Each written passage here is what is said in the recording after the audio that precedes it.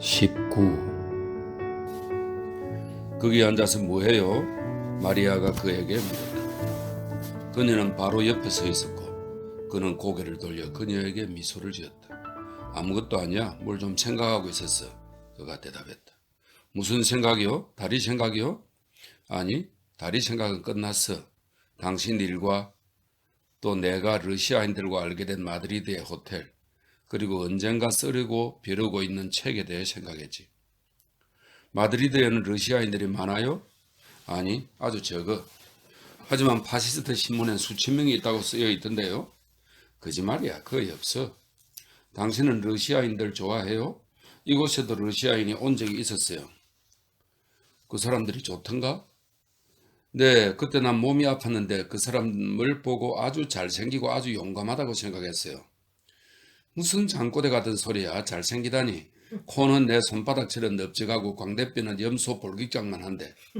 빌라르가 끼어들었다. 그는 좋은 친구고 동지였어. 그를 무척 좋아했지. 로버트 조던이 마리아에게 말했다.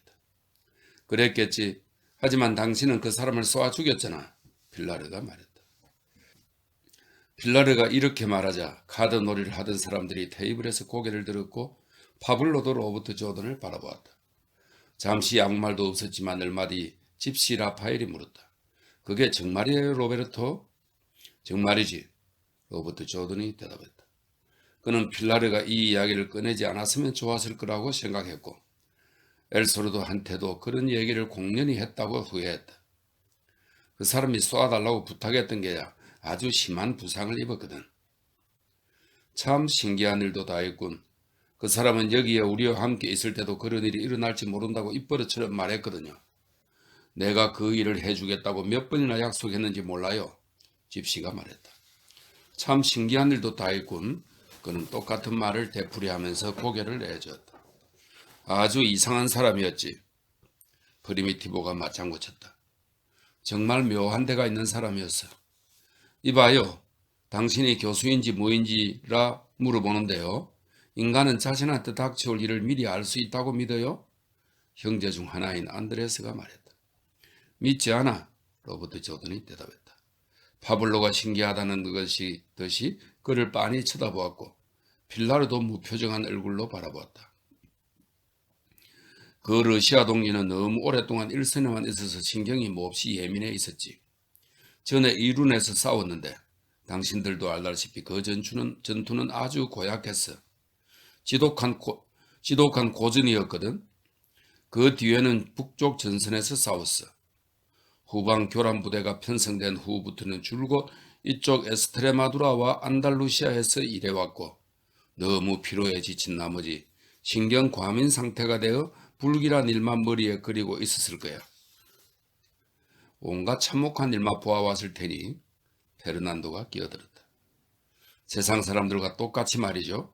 하지만 잉글레스 양반, 내 말 좀 들어보시오. 앞으로 자신에게 닥쳐올 일을 미리 안다는 게 가능하다고 생각해요? 안드레스가 물었다.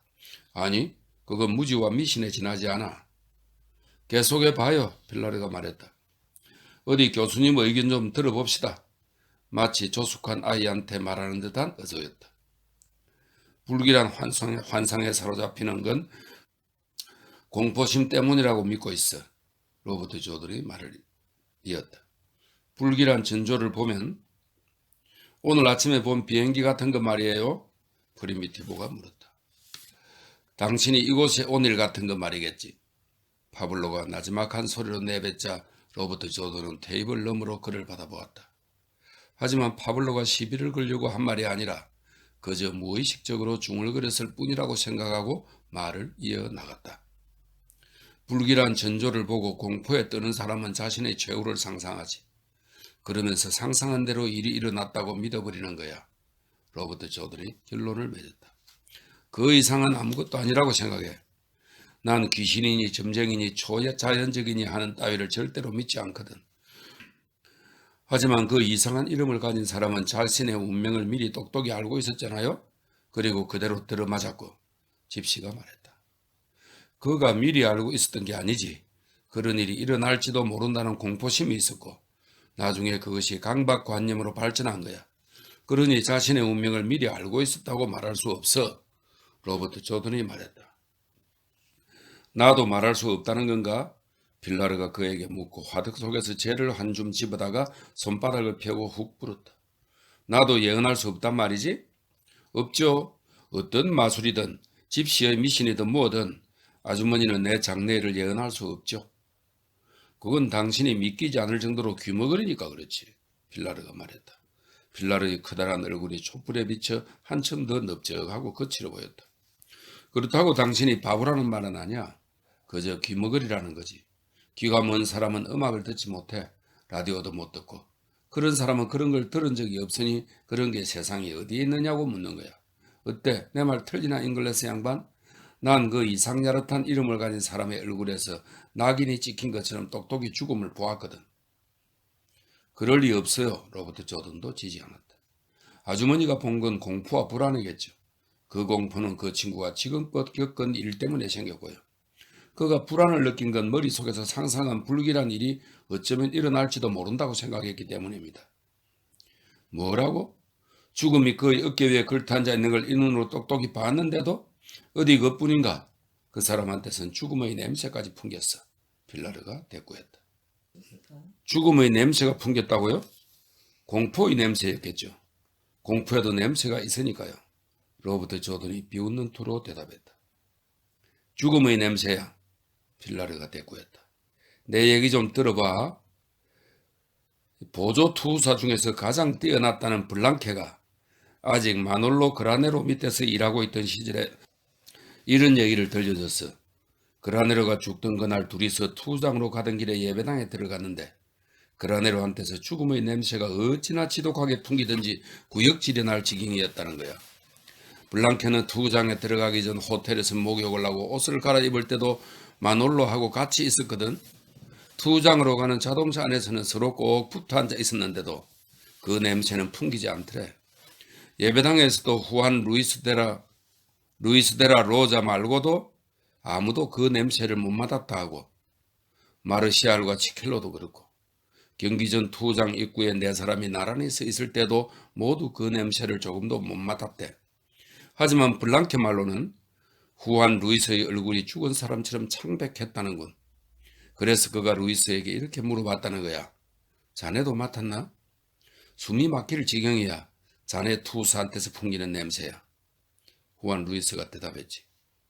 어쩔 도리가 없어. 어쩔 도리가 없지. 우리가 잘못 생각하는 거면 좋겠는데 블랑케가 대꾸했지. 그런데 다른 사람들은 어떨까? 후안 루이스가 블랑케에게 물었어. 아무렇지도 않은 모양이야. 정말로 아무렇지도.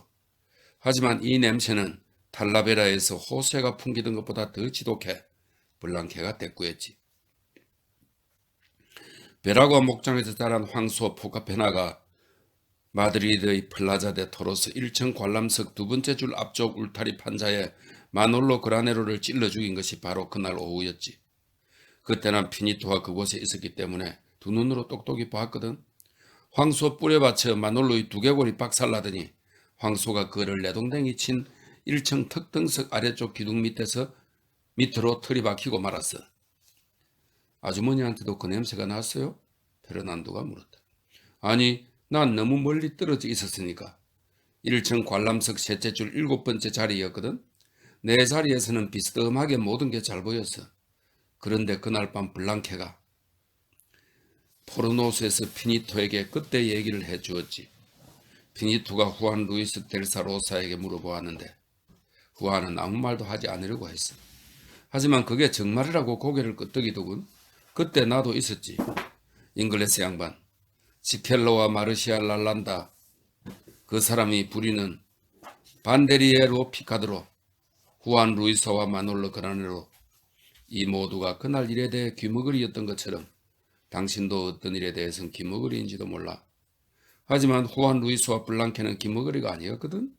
나도 이번 일은 귀머거리가 아니고. 코 얘기를 하면서 왜 귀머거리를 들먹거려요? 페르난도가 물었다. 찌쯧. 내 놈이 이 잉글레스 양반 대신에 교수가 되어야겠군. 빌라르가 대꾸했다.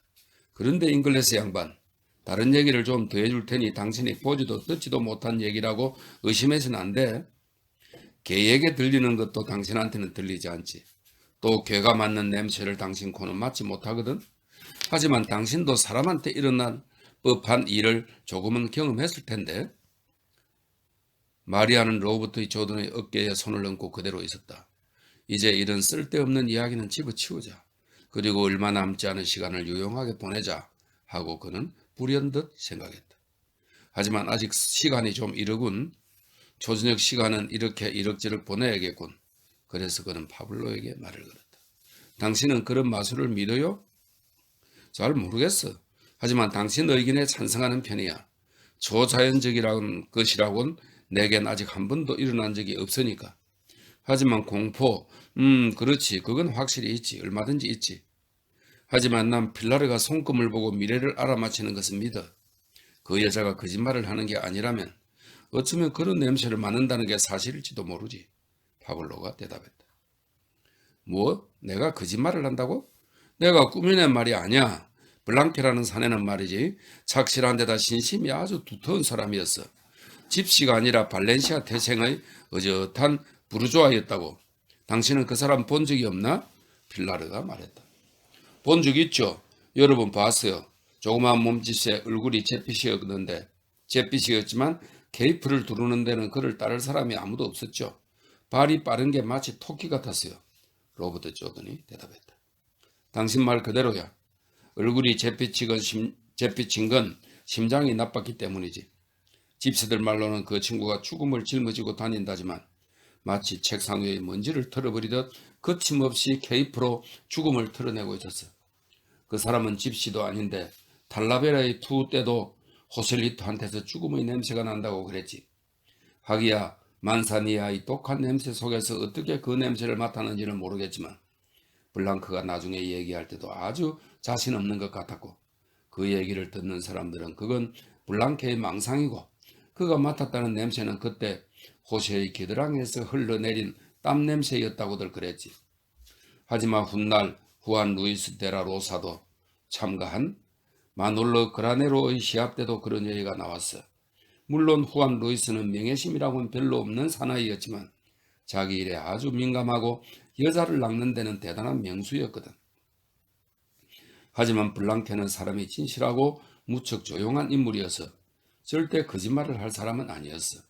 그리고 분명히 말하지만 여기 와있던 당신 동지의 몸에서도 난 죽음의 냄새를 맡았거든.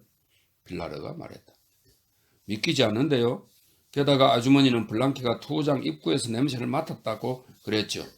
바로 투우가 시작되기 직전에 말이에요. 하지만 그 작전 때는 아주머니도 카슈킨도 기차도 모두 순조롭게 성공했어요. 카슈킨이 죽은 건 그때가 아닙니다. 그렇다면 어떻게 그때 그 냄새를 맡을 수 있었다는 거예요? 로버트 조던이 물었다. 그것과는 아무 관계 없어. 아그나시오 산체스 메이아스가 죽던 마지막 시즌에도 그에게서 죽음의 냄새가 너무 심하게 나는 바람에 다들 카페에서 그 사람 옆자리에 앉는 걸 꺼려했어. 집시라면 누구나 아는 사실이야. 필라르가 설명했다. 그 사람 죽은 뒤에 꾸며낸 얘기겠죠? 로버트 조던도 지지 않았다.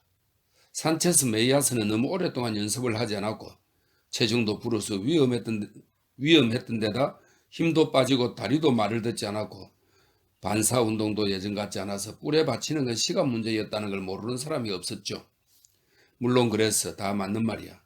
하지만 그 사람한테서 죽음의 냄새가 풍긴 건 집사라면 누구나 알고 있었지. 그 사람이 바야 로사 술집에 들어서면 리카르도와 곤잘레스 같은 사람은 술집 뒤에 있는 조그만 문으로 도망쳤어. 필라르가 말했다. 그에게 빚이라도 졌나 보죠? 로버트 조던이 대꾸했다. 그럴 수도 있지. 정말 그럴 수도 있어.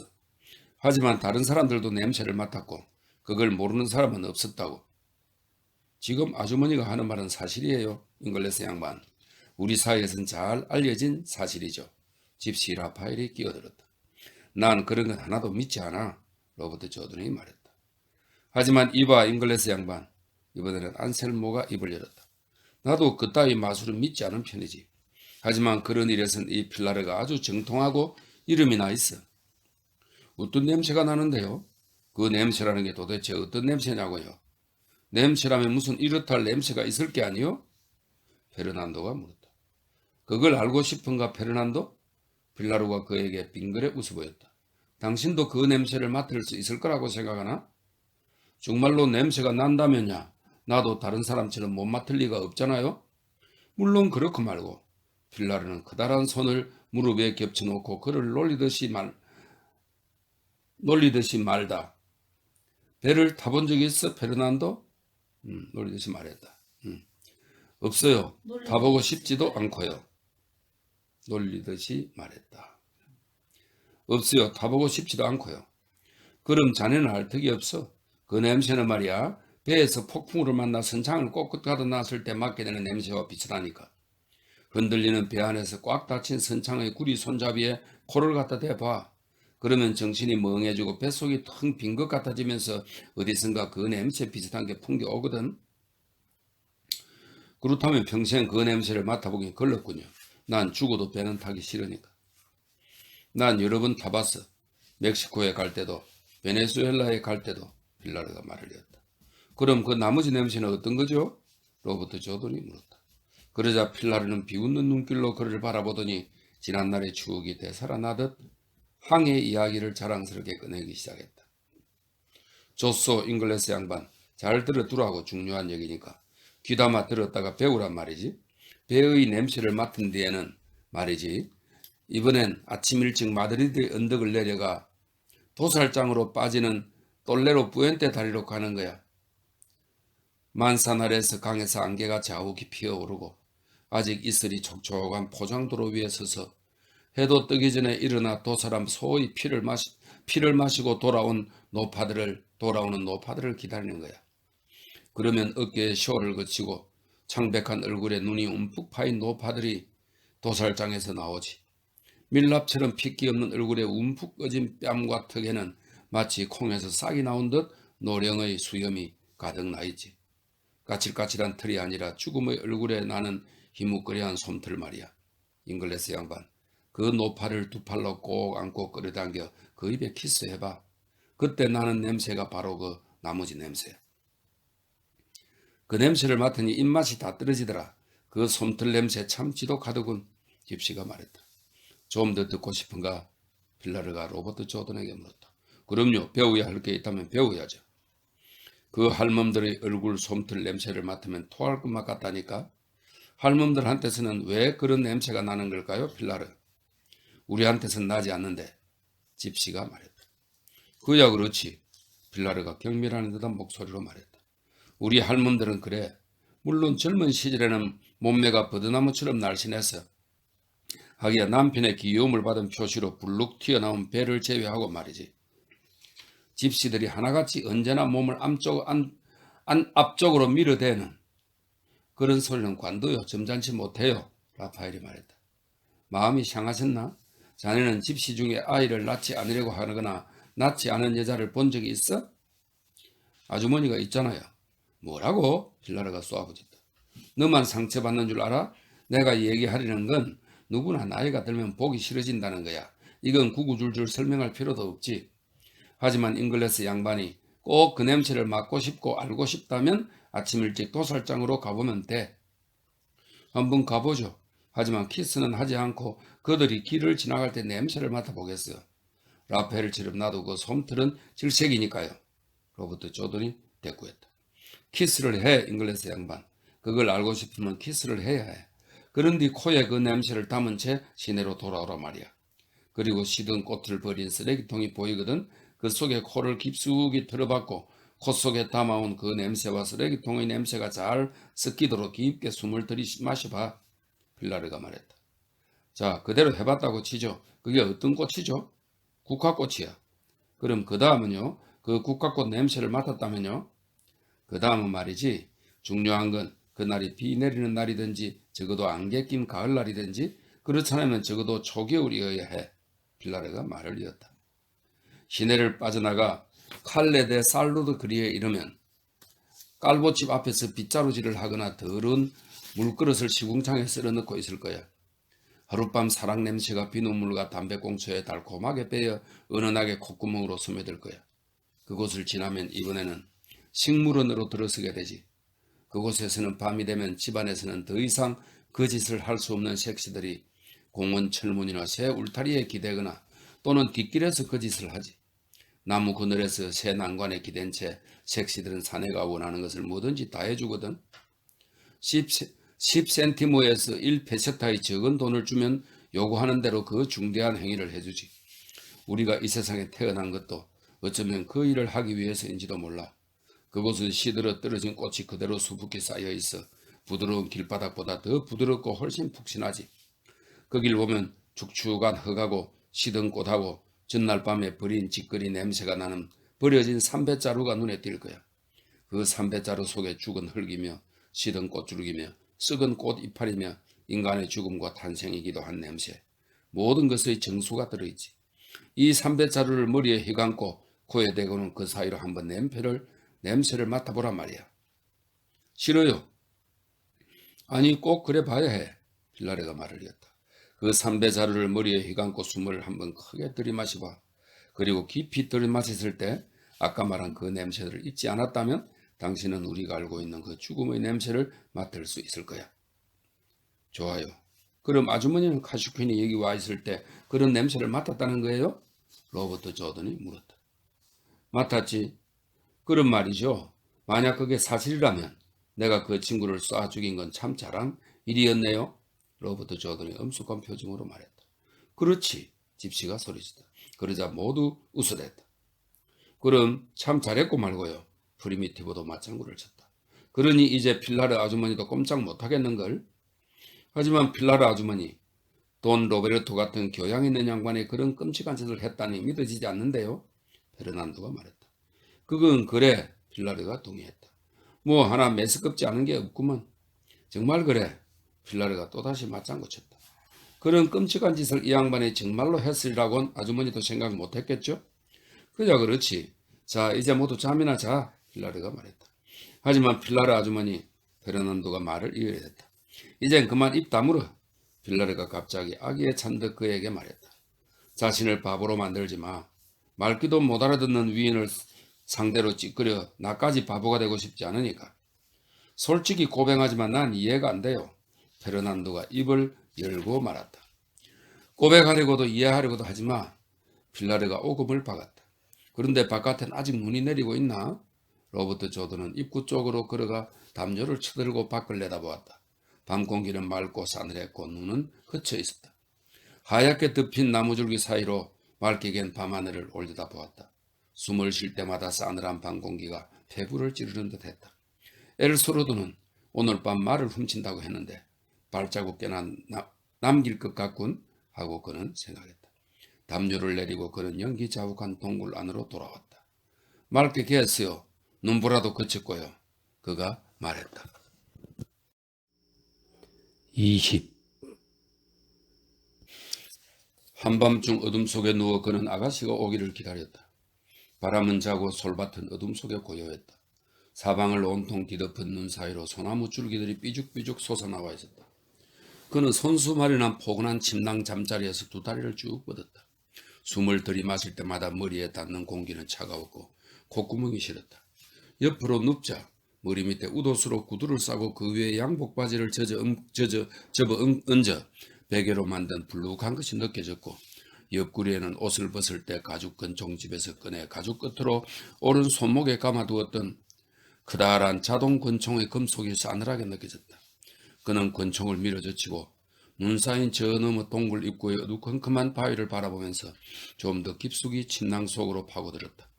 하늘은 완전히 개었고 새하얀 눈에 반사된 빛이 나무 줄기와 동굴이 있는 곳에 커다란 바위 덩이가 보였다. 그는 초저녁에 도끼를 들고 동굴 밖으로 나가 갓 쌓인 눈을 밟으며 빈터 끝까지 걸어가 작은 가문비 나무 한 그루를 찍어 넘겼다. 그러고는 어둠 속에서 나무 밑둥을 치고 바위 벽 그늘까지 끌고 왔다.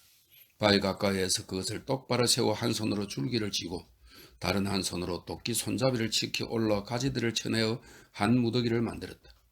그런 다음 나무 가지는 그대로 두고 막대같이 앙상한 줄기를 눈 위에 눕혀놓고 굴 속으로 들어가 벽에 세우던 판자를 한 장 들고 나왔다. 그리고 그 판자로 바위벽을 따라 눈을 치운 뒤 나무가지에 쌓인 눈을 깨끗이 털어내고 겹겹이 쌓인 깃털처럼 그것을 착착 쌓아 올려 잠자리를 만들었다. 나무가지들이 흩어지지 않도록 막대기를 침상발치에 걸쳐놓고 판자 끝을 쪼내서 끝을 뾰족하게 만든 말뚝을 양쪽에 박아 움직이지 않게 했다. 그런 뒤로 그는 판자와 도끼를 들고 담요 아래로 머리를 숙이고 동굴로 들어가 그것들을 벽에 기대 놓았다. 밖에서 뭘 했소? 필라르가 물었다. 잠자리를 만들었습니다. 당신 잠자리를 만든다고 내 새 선반을 쪼개버리지 마. 죄송합니다. 뭐 그리 중요한 물건은 아니야. 제재소에 가면 널려 있으니까. 그런데 어떤 잠자리를 만든 건가? 그녀가 말했다. 우리나라에서처럼 만들었죠. 그럼 거기서 푹 쉬구려. 그녀가 이렇게 말하자 로버트 조던은 배낭 속에 든 침낭을 꺼내들고 그 안에 있던 물건들을 도로 집어넣은 뒤 또다시 담요를 쳐들고 밖으로 나왔다.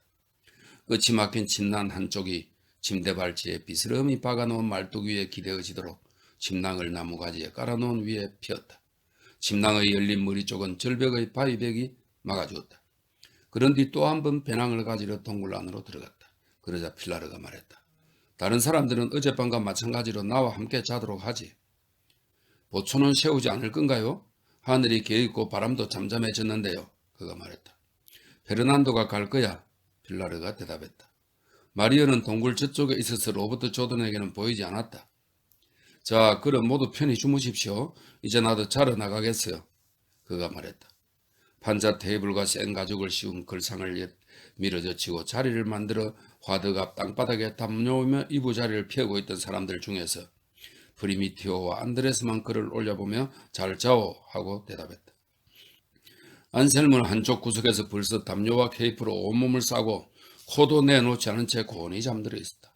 파블로도 의자에 걸타하는 채 졸고 있었다. 잠자리에 깔 양피가 필요한가? 필라르가 로버트 조던에게 부드러운 목소리로 물었다. 아니요, 고맙지만 필요 없습니다. 그가 대답했다. 그럼 잘 주무시게. 당신 물건은 내가 잘 보관할 테니. 그녀가 말했다. 페르난도가 함께 따라 나오더니 로버트 조던이 침낭을 펴 놓은 데까지 와서 잠시 멈추었다. 밖에서 잠을 자다니 기발한 생각이었던 로베르토. 그가 담요 망토로 몸을 싸고 카빈총을 어깨에 걸친 채 어둠 속에 서서 말했다. 이제 몸에 익은 일이라서 자 그럼 안녕히. 몸에 익었다면 걱정 없겠지만 몇 시 교대요? 4시. 지금부터 그때까지 무척 추울 거요. 나도 그것에 익숙하오. 페르난도가 대답했다. 그렇다면 걱정할 것 없겠군. 로버트 조던이 점잖게 말했다. 그렇소. 난 이제 가봐야겠어. 그럼 잘 주무시오 돈 로베르토. 페르난도가 말했다. 수고해요 페르난도. 그러고 나서 로버트 조던은 벗은 옷가지로 베개를 만들고 침낭 속으로 들어가 마리아를 기다렸다. 그는 프라넬 천과 깃털처럼 가벼운 침낭 및 나무가지에 푹신푹신한 온기를 느끼면서 눈 사인 저 너머 동굴 입구를 건너다보고 있었다. 기다리고 있으려니 심장이 고동치는 소리가 들리는 것만 같았다. 밤은 맑게 개었고 그 머릿속같이 밤 공기처럼 싸늘하고 맑아지는 것 같았다. 그는 밑에 깔린 소나무 가지 냄새와 솔잎 향기, 잘린 가지에서 배어나오는 좀 더 강렬한 송진 냄새를 맡았다. 필라르 하고 그는 생각했다. 필라르와 죽음의 냄새. 하지만 내가 좋아하는 냄새는 이거야. 이 냄새. 이제 막 꺾은 클로버. 가축을 몰 때 짓밟는 셀비어. 나무 타는 연기. 가을에 낙엽 태우는 냄새. 그건 노스텔지의 냄새가 틀림없어. 저미줄라의 가을 거리에서 끌어모은 낙엽을 태우는 냄새. 하지만 어느 쪽이 더 좋으냐? 인디언들이 바구니를 만들 때 쓰는 향모, 훈제가죽, 봄비 내린 뒤의 흙냄새, 갈리시아 고서의 낭떠러지기 위쪽에서 가시 금작화를 헤치고 그럴 때 나는 바다 냄새, 아니면 저물녘 쿠바에 가까웠을 때 육지에서 불어오는 냄새? 그건 선인장 꽃이며 미모사며 가시 솔나무의 향기였지. 그것도 아니면 배고픈 아침에 베이컨 튀기는 냄새가 더 좋으냐? 아니면 아침에 마시는 커피? 아니면 한입 와싹 베어 물 때 조너슨 사과? 사과 주스의 공장에서 사과를 으깨는 향기? 오븐에서 각 구워낸 빵 냄새? 넌 지금 배가 고프구나 하고 그는 생각했다. 그는 아직도 옆으로 누워 눈에 반사된 별빛으로 환한 동굴 입구를 지켜보고 있었다. 누군가 담요를 들치고 밖으로 나왔지만 입구로 사용되는 바위 틈에 서 있는 사람이 누구인지 알 수 없었다. 잠시 후 눈 위에 미끄러진 듯한 소리가 들리더니 누군지 모르는 그 사람이 고개를 숙이고 다시 동굴 안으로 들어가 버렸다. 모두 잠들 때까지 그녀는 나오지 않을 거야 하고 그는 생각했다. 더 이상 기다리는 건 시간 낭비인데 벌써 밤이 절반이나 지났잖아. 아 마리아, 시간이 얼마 남지 않았으니 어서 나와. 나무가지에 쌓인 눈이 땅에 쌓인 눈 위로 부드럽게 떨어지는 소리가 들렸다. 바람이 조금 일고 있었다. 바람이 얼굴을 스쳤다. 갑자기 그가 오지 않을지도 모른다는 공포감이 엄습해 왔다. 바람이 부는 것으로 보아 이제 곧 새벽이 밝아 올 것 같았다. 바람이 소나무 우덤지를 흔드는 소리가 들리고 가지에서 더 많은 눈이 쏟아져 내렸다.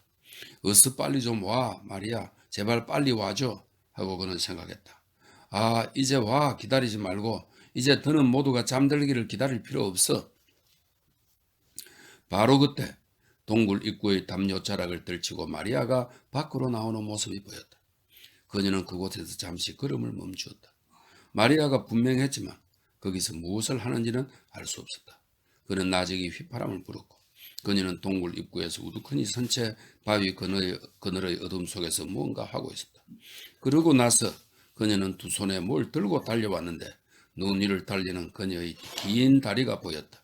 다음 순간 그녀는 침낭 옆에 무릎을 꿇고 얼굴을 그의 가슴에 세게 파묻고는 발에서 눈을 틀었다. 그녀는 그에게 키스하고 가져온 보따리를 내놓았다. 이것도 당신 베개로 삼아요. 시간을 아끼려고 저기서 이걸 벗었어요. 아니, 이 눈 위를 맨발로 왔단 말이야? 네, 게다가 셔츠만 입었어요. 그녀가 말했다. 그가 두 팔로 그녀를 힘껏 끌어당겨 끼얹자 그녀는 그의 턱에 머리를 갖다 대고 비볐다. 내 다리에 몸이 닿지 않도록 해요. 얼음장처럼 차가우니까 로베르토. 그녀가 말했다. 다리를 여기다 넣고 녹여. 싫어요. 금방 녹을 텐데요. 뭐 어서 날 사랑한다고 말해줘요. 그녀가 말했다. 당신을 사랑해. 좋아요. 좋아요. 정말 좋아요. 당신을 사랑해. 귀여운 토끼. 내가 입은 이 셔츠 마음에 들어요. 늘 입고 있는 거잖아. 맞아요. 어젯밤과 같은 거예요. 하지만 이건 내 결혼 셔츠예요. 발을 이리 넣어. 싫어요. 그런 짓 안 해요. 저절로 녹을 텐데요. 난 따뜻해요. 맨발로 눈 위를 걸어왔으니 다음엔 당신 몸만 차가울 뿐이에요. 다시 한 번 더 말해봐요. 당신을 사랑해 귀여운 토끼. 나도 사랑해요. 그리고 난 당신의 아내예요. 모두 잠들었어? 아니요. 하지만 더 이상 기다릴 수가 없었어요. 게다가 그런 거 이젠 아무래도 좋잖아요. 그야 그렇지. 그는 날씬하고 미끈하고 따뜻하고 귀여운 그녀의 몸이 자기 몸에 닿는 것을 느꼈다. 그래. 다른 일은 아무래도 좋고 말고. 내 머리에 당신 손을 얹어봐요. 그리고 내가 당신에게 키스할 수 있는지 한번 해볼게요. 그녀가 말했다. 잠시 뒤 그녀가 물었다. 잘했어요? 잘했어. 셔츠를 벗지. 그가 말했다. 벗어야 해요? 춥지 않다면. 아니요, 춥다니요. 몸이 활활 타는 것 같은데. 나도 그래. 하지만 나중에 추워지지 않을까? 그럴 리 없어요. 이제 우리는 숲속의 한 마리 짐승처럼 될 텐데요. 너무 붙어 있어서 아무도 우리를 분간할 수 없을 거예요. 내 심장이 당신 심장이 된 것이 느껴지지 않아요? 왜 몰라. 이젠 구별이 안 돼. 자, 만져봐요. 난 당신이고 당신은 나예요. 한쪽의 모든 게 이제 당신의 거예요. 난 당신을 사랑해요. 아, 정말 당신을 끔찍히 사랑해요. 우린 정말 하나가 아닐까요? 당신은 그렇게 느껴지지 않나요? 그렇고 말고 맞아. 그가 대답했다. 좀 만져봐요. 당신은 내 심장 말고는 심장이 없어요. 어디 그뿐인가? 다리도 발도 몸도 모든 무엇이고 다 그렇지. 하지만 우린 역시 달라요. 난 우리가 정말로 똑같으면 좋겠어요. 그녀가 말했다. 설마 진심으로 그렇게 말하는 건 아니겠지? 진심이에요. 정말 그래요. 당신에게 그렇게 말하고 싶어요. 설마 그럴 리가. 어쩌면 아닐지도 모르죠. 그녀가 그의 어깨에 입술을 갖다 대며 부드러운 목소리로 말했다. 하지만 그렇게 말하고 싶었어요. 우리가 결국 다르다면 당신은 로베르토, 난 마리아라는 게 기뻐요. 하지만 당신이 바꾸길 바란다면 나도 기꺼이 바꾸겠어요. 당신을 끔찍이도 사랑하고 있으니까 난 당신이 되고 싶어요. 난 바꾸고 싶지 않아. 지금 그대로 서로 하나가 되는 게 더 좋아. 우리는 꼭 하나가 될 거예요. 앞으로 절대 떨어지지 않을 거예요. 그녀가 다시 말을 이었다. 당신 곁에 있을 때 난 당신이 되어 있을 거예요. 아, 내가 얼마나 당신을 사랑하고 있는지 몰라요. 그러니까 당신을 소중하게 아껴줄게요. 마리아, 네, 마리아, 네, 마리아, 네, 으스요, 제발. 춥지 않아? 아니요, 어깨에 침낭을 끌어덮어요. 마리아, 말도 못하겠어요. 아, 마리아, 마리아, 마리아. 그리고 얼마 후 바깥 공기는 싸늘한데 기다랗고 아늑한 침낭 속에서 두 사람은 몸을 꼭 붙이고 있었고 그녀는 그의 뺨에 얼굴을 대고 조용히 행복하게 누워 있었다. 그녀가 부드러운 목소리로 말했다. 당신은 어땠어요? 당신과 똑같아. 그가 대답했다. 그래요. 하지만 오늘 오후 같지는 않았죠? 그녀가 물었다. 응. 하지만 난 그때보다 더 좋았어요. 당신은 죽을 필요는 없는 것 같아요. 제발 그렇게 되지 않기를. 그가 대꾸했다. 본심에서 한 소리가 아니에요. 알아. 당신의 말 뜻을 안다고. 결국 우린 똑같은 말을 하고 있는 거야. 그럼 왜 당신은 내가 하려던 말과 다른 말을 하는 거죠? 남자는 말이지 여자와는 다른 데가 있어. 그렇다면 우리가 서로 다른 게 기뻐요. 나도 그래. 하지만 죽고 싶다는 기분만큼은 알아. 남자니까 습관적으로 그렇게밖에 말할 수 없었지. 하지만 나도 당신과 똑같은 심정이야. 그가 말했다. 당신이 어떤 사람이건 어떤 말을 하든 그대로의 당신이 좋아요. 그리고 당신을 사랑하고 당신의 이름도 사랑해 말이야. 평범한 이름인걸. 천만에 평범하지 않아. 그가 말했다. 이제 그만 자야 하지 않을까요? 난 금세 골아 떨어질 것 같아요. 그녀가 말했다. 그는 그럼 자도록 하지. 그가 말했다. 그녀의 미끈하고 가벼운 몸이 그의 몸에 포근하고도 편안하게 닿은 것이 느껴지면서 이상하게도 그저 옆구리며 어깨며 다리에 몸이 닿는 것만으로도 기적처럼 고독이 사라졌으며 또한 둘이 함께 힘을 합쳐 죽음에 저항하게 되었다. 그가 입을 열었다. 그럼 잘 자 귀여운 토끼. 난 벌써 잠들었는데요. 그녀가 말했다. 나도 잠들려고 해. 잘 자 귀여운 아가씨. 그가 말했다. 그는 이미 잠이 들었고 자면서도 행복했다. 그러나 그는 밤중에 눈을 뜨고는 마치 그녀가 삶의 전부이며 그것을 뺏기지 않으려는 듯 그녀를 꼭 껴안았다. 그녀를 껴안는 동안 그녀가 이 세상에 남은 삶의 전부인 것처럼 느껴졌다. 그리고 그것은 사실이었다. 그러나 그녀는 한 번도 눈을 뜨지 않고 곤히 잤다. 그래서 그는 몸을 굴려 모로 누워 침낭을 그녀 머리에 덮어주고 침낭 속에서 그녀의 목덜미에 키스했다. 그러고서 권총끈을 잡아당겨 손이 쉽게 닿을 곳에 권총을 놓고 어둠 속에서 생각에 잠겼다. 21. 날이 밝으면서 따뜻한 바람이 불어오자 나무가지에 쌓인 눈이 녹으면서 떨어지는 묵직한 소리가 그의 귓가에 들려왔다. 늦은 봄의 아침이었다. 그는 첫 숨을 들이마시면서 어젯밤 눈이 산악지대에서만 볼 수 있는 변덕스러운 눈보라에 지나지 않아서 정오까지는 완전히 녹아버리리라는 것을 알았다. 그때 기병의 말 한마디가 축축한 눈 위로 둔타가 말굽 소리를 내며 빠른 걸음으로 다가오는 소리가 들렸다. 카빈총의 총집이 살짝 부딪히는 소리와 함께 가죽이 삐걱거리는 소리도 들렸다. 마리아, 그가 그녀의 어깨를 흔들며 불렀다. 몸을 침낭 속으로 움츠려. 그리고 그는 한 손으로 셔츠 단수를 잠그고 다른 한 손으로 자동 권총을 끌어당겨 엄지손가락으로 안전장치를 풀었다. 마리아가 짧게 깎은 머리를 재빨리 침낭 속으로 집어넣자마자 기병 하나가 나무 사이에서 쑥 나타났다.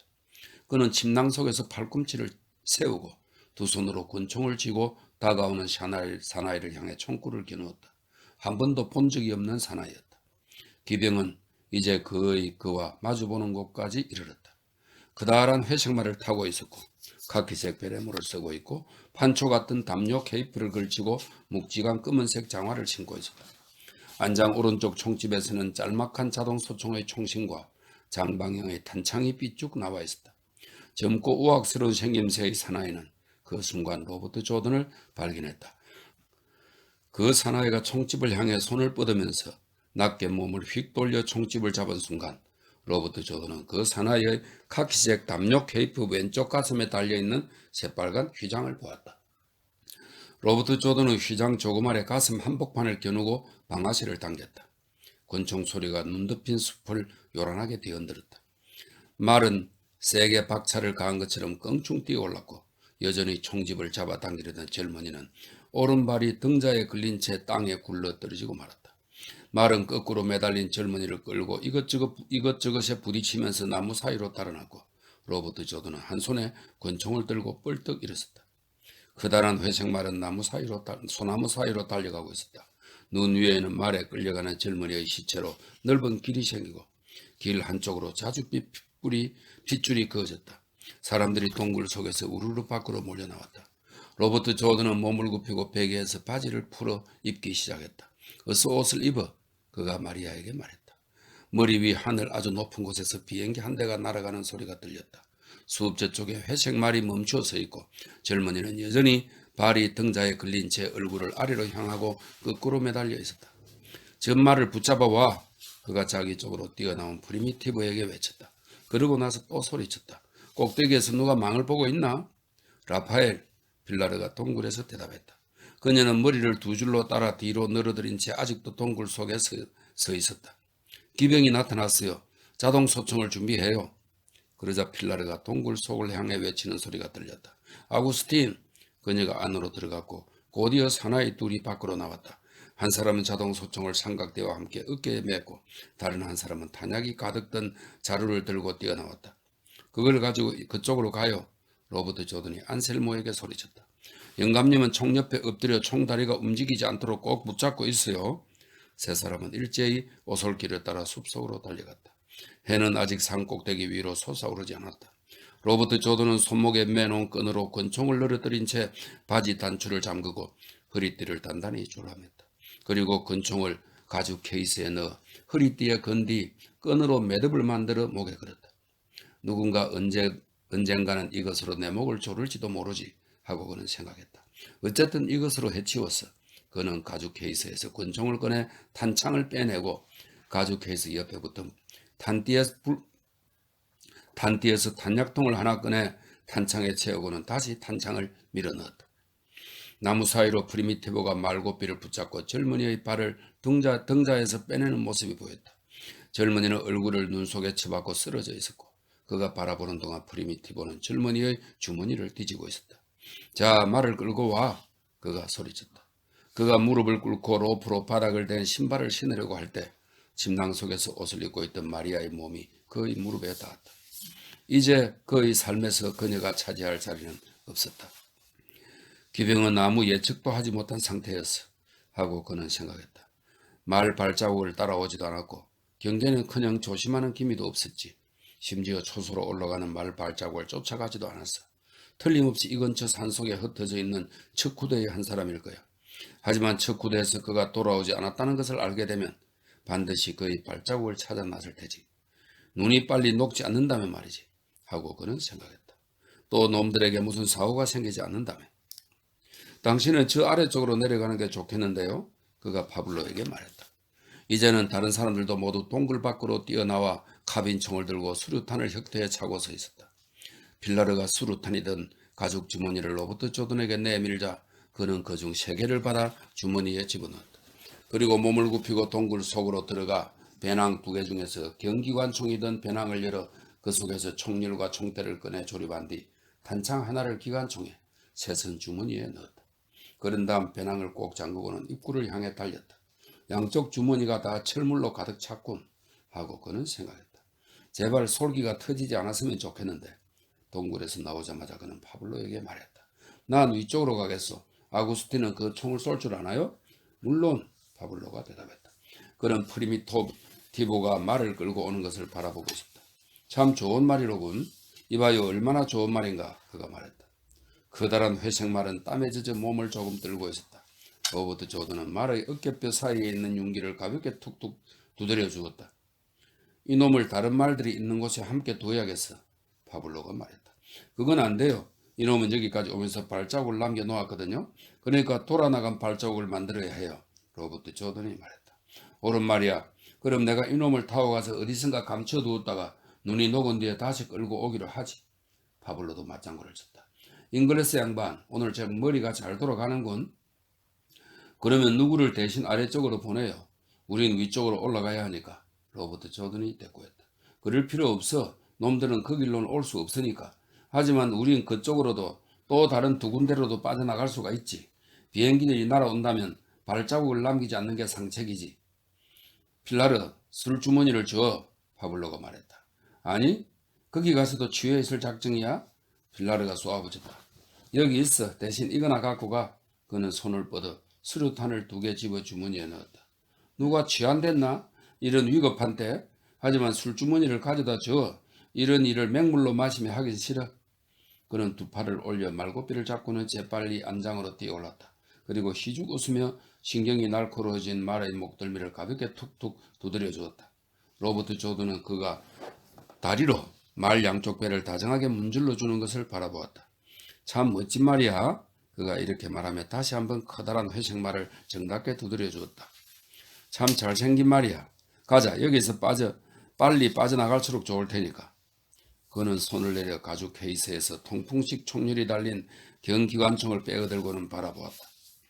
9mm 근총 탄약총을 사용할 수 있도록 만든 진짜 경기관총이었다. 이놈들 무장한 것 좀 봐. 이 신식 기병을 보라고. 그가 말했다. 저기 그 신식 기병 한 녀석이 땅바닥에 나자빠져 있어. 로버트 조던이 그쪽을 가리켰다. 갑시다. 안드레스, 당신은 말에 안장을 준비해. 총소리가 들리거든 골짜기 넘어 숲까지 말을 끌고 와. 그리고 말은 여자에게 맡기고 당신은 총을 들고 와. 페르난도, 당신은 내 배낭을 가져와요. 특히 조심해서 운반해야 하오. 아주머니도 내 배낭을 잘 지켜줘요. 그가 필라르에게 말했다. 모두 말을 끌고 오는 걸 잊지 않도록 해요. 자, 그럼 갑시다. 함께 가요. 그가 말했다. 도망할 준비는 마리아와 내가 하지. 필라르가 말했다. 그러고 나서 로버트 조던에게 말했다. 저 꼴 좀 봐. 말이 저 사람을 저 꼴로 만들었어.